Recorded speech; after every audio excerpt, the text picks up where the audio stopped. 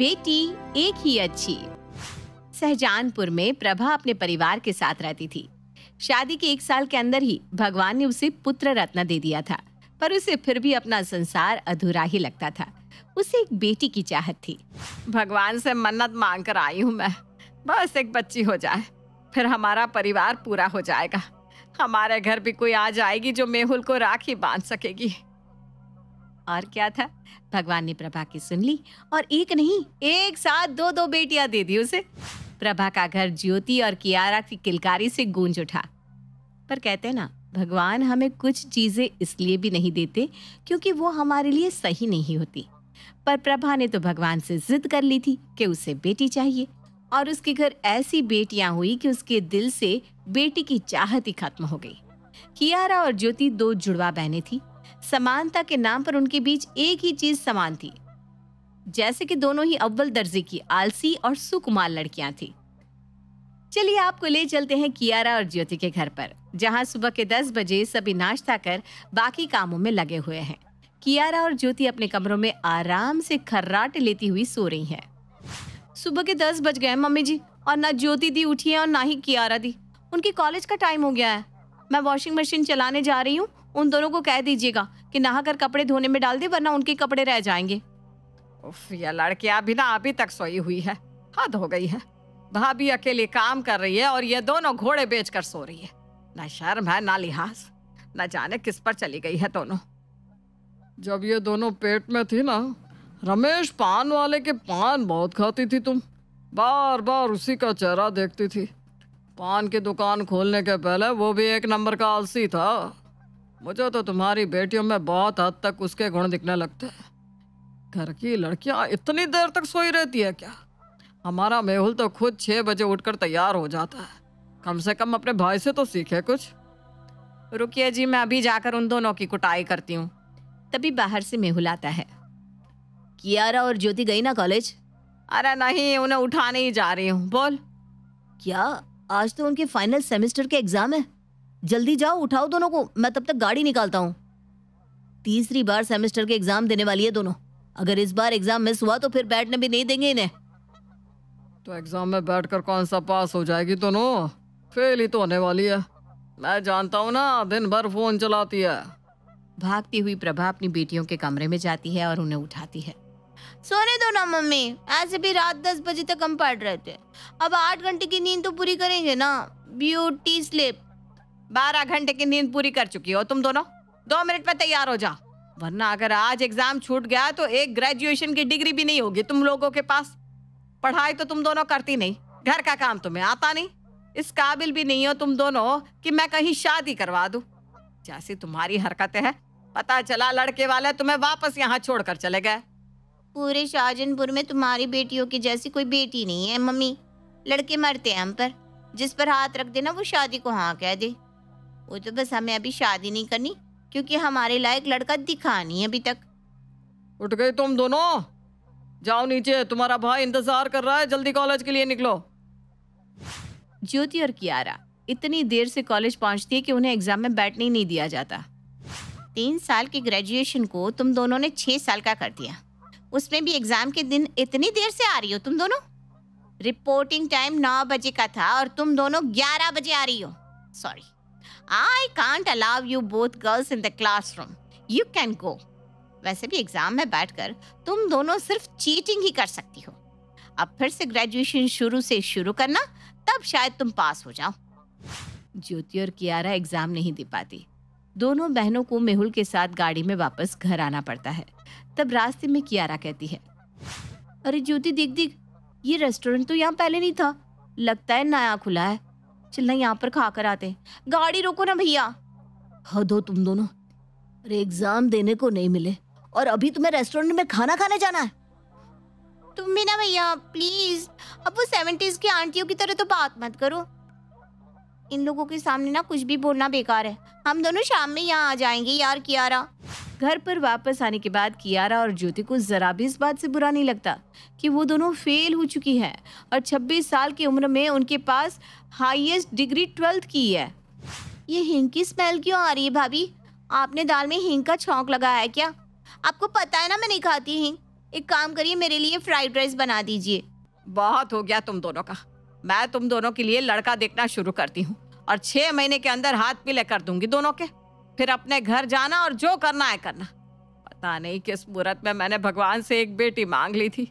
ना पढ़ाई होती है तुम लोगों से, ना मुंह से अच्छी बातें कर पाती हो। अब से तुम दोनों किचन में अपनी भाभी की मदद करोगी और उनसे रसोई का काम सीखोगी। बुरा मत मानिएगा दीदी, लड़की को तो अपना घर छोड़ना ही पड़ता है। मम्मी जी ठीक कह रही हैं, आप 10 बजे उठें या 12 बजे, हमें तो कोई तकलीफ नहीं है। और आपके ससुराल वालों को ये बिल्कुल भी अच्छा नहीं लगेगा और दिन रात आप दोनों को ताने सुनने पड़ेंगे। अब से ना आप दोनों किचन में मेरी मदद कर दिया करिए, इससे आपकी शादी के लिए ट्रेनिंग भी हो जाएगी। और हाँ बहू, इन लोगों को इंट्रोडक्शन की ट्रेनिंग भी दे देना। इन्हें पता तो होना चाहिए कि लड़के वालों के सामने किस तरह से बर्ताव किया जाता है, वरना ये दोनों उन्हें भी भौं भौं कहकर भगा देंगी।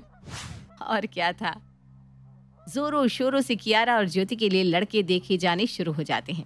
जैसे ही शंकरी ताई को पता चलता है कि प्रभाकर जी अपनी बेटियों के लिए लड़के ढूंढ रहे हैं, तो वो फौरन वहां पहुंच जाती है। राम राम शिठानी, बताओ दोनों लड़कियों के हाथ पीले करने की सोच रही हो और मुझे भी खबर नहीं दी है? ऐसा कौन सा लड़का है जो मेरी नजरों से छिपा हुआ है? तराश कर ऐसा रिश्ता लेकर आऊंगी हमारी दोनों लड़कियों के लिए कि तुम दोनों जिंदगी भर मेरे नाम की माला जपती रहोगी। बस दोनों बच्चियों को पहनावे बदलने पड़ेंगे। ये फटी हुई जींस पहनकर लड़के वालों के सामने जाएगी तो होता होता रिश्ता भी टूट जाएगा। नहीं नहीं ताई जी, आप टेंशन मत लीजिए, कपड़े तो हम बदलवा देंगे, आप लड़के बताइए।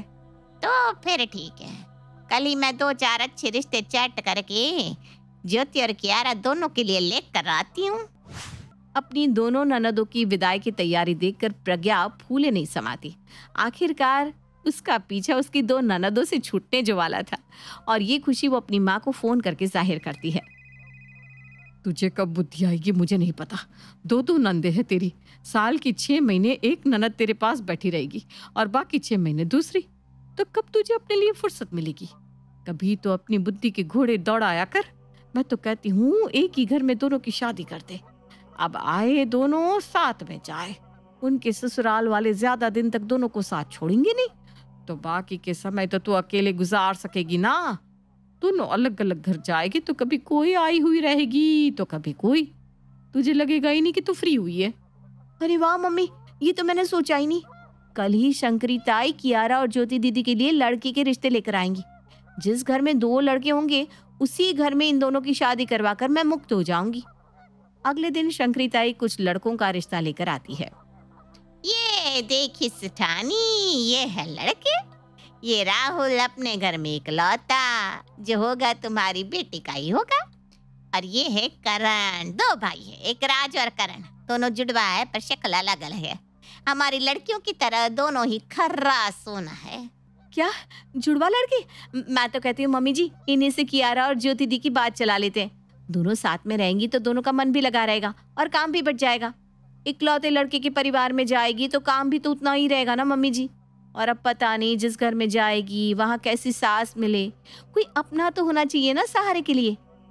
ठीक कहा बहू तूने, मेरा तो अभी से कलेजा फटा जा रहा है। गुस्से में मैंने कह तो दिया कि शादी करवा दूंगी, पर इन दोनों के बिना मेरा मन लगेगा कैसे? अरे पर मम्मी जी, आप जो कर रही हैं उनकी भलाई के लिए कर रही है ना, कभी ना कभी तो उन्हें जाना ही था। प्रभाकर करण और राज के घर वालों से बातचीत करता है। प्रज्ञा अपनी दोनों ननद को सती सावित्री होनहार लड़कियों की तरह सजाकर लड़के वालों के घर भेजती है, जिन्हें देखते ही लड़के वाले फौरन हाँ कर देते हैं। बस बस, अब हमें कोई सवाल जवाब नहीं करना। भाग गई हमें दोनों लड़कियां। बस 2 जोड़ों में इन्हें हमारे हवाले कर दीजिए। बेटा जी, आप दोनों को मेरी बेटियों से कुछ पूछना है तो पूछ सकते हैं। क्या मम्मी जी, आप भी ना, आंटी जी ने कह दिया ना, अब अपनी माँ के आगे थोड़ी ना बोलेंगे दोनों। तो बस अब पंडित जी को बुलाकर अच्छी तारीख निकलवा कर दोनों की शादी कर देते हैं। और एक ही मंडप में ज्योति और कियारा राज और करण की बीवियां बनकर अपने ससुराल चली जाती हैं। बेटा, इस थाल में पैर रखकर अंदर आ जाओ। पर मम्मी जी, मैंने अभी पेडिक्योर करवाया है, मेरे नेल्स खराब नहीं हो जाएंगी? अरे बहू, जो नियम कायदे हैं वो तो करने ही पड़ेंगे ना।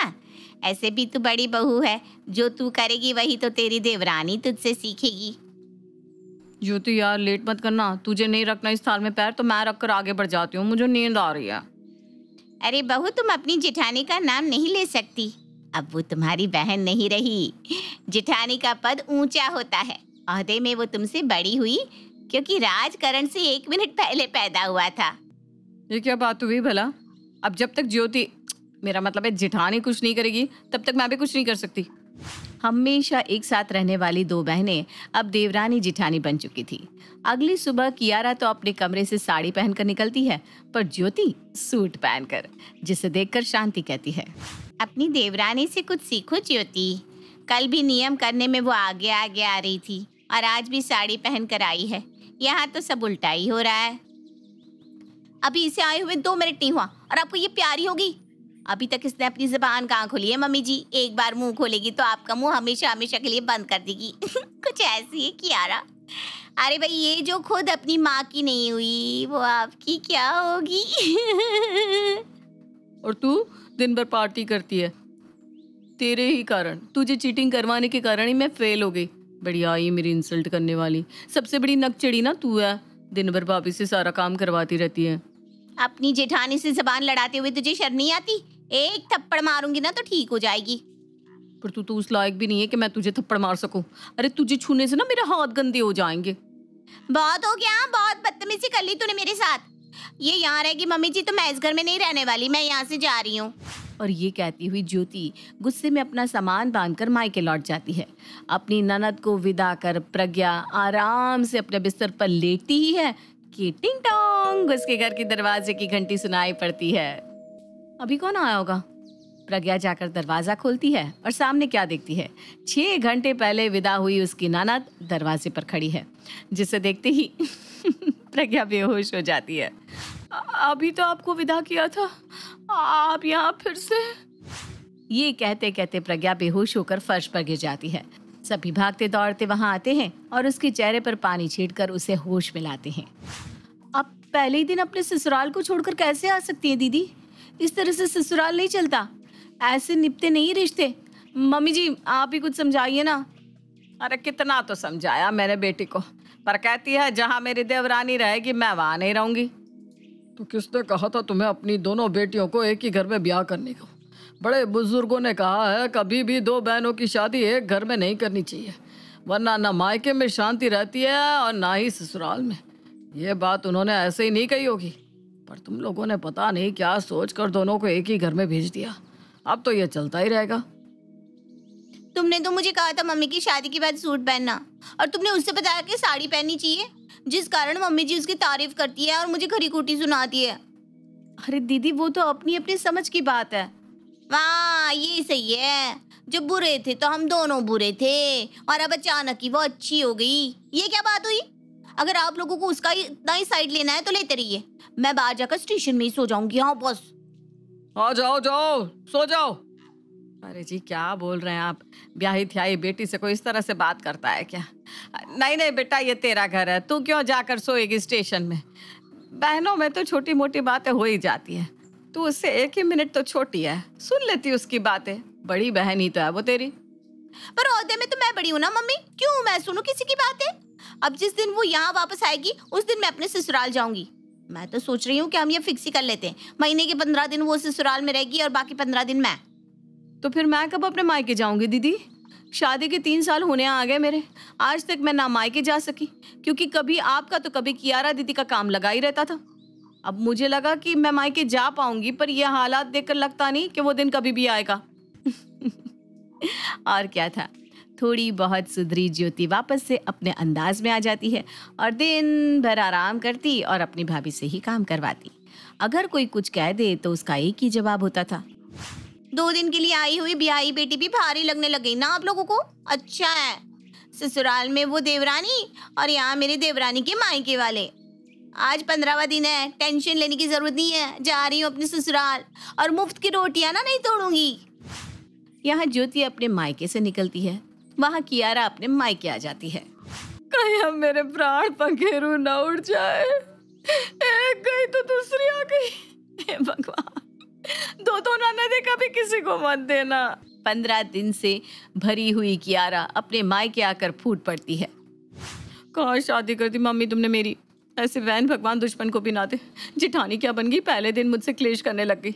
शुरुआती दिनों में ससुराल में कितने काम होते हैं तुम जानती हो ना। वो तो मुंह उठाकर आ गई मायके, सारा का सारा काम अकेले मुझ पर आ गया।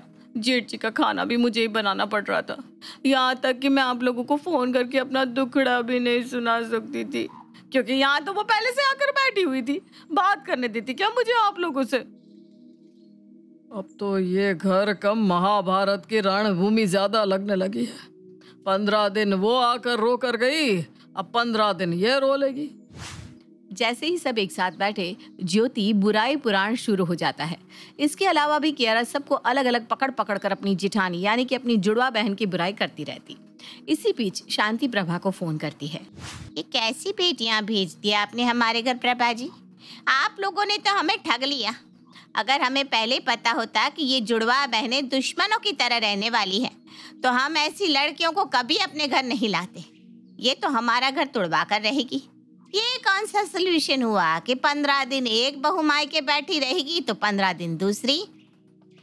देखिए आप परेशान मत होइए शांति जी, मैं बात करती हूँ दोनों बच्चियों से। यही सुनना बाकी था। बचपन से इन दोनों के स्कूल के प्रिंसिपल से बातें सुनता आया हूँ। दोनों को एक दूसरे का साथ था, इसी कारण इस घर में इतना कलेश होता था। एक गलती करती थी तो दूसरी उसे बचा लेती थी, और दूसरी गलती करती थी तो पहले। एक ही बेटी होती तो किसी भी तरह सुधर ही जाती। पहले दोनों दोस्त बनकर हमें परेशान करती थी, और अब दुश्मन बनकर। यह देखकर समझ में आ गया है कि बेटी तो एक ही अच्छी।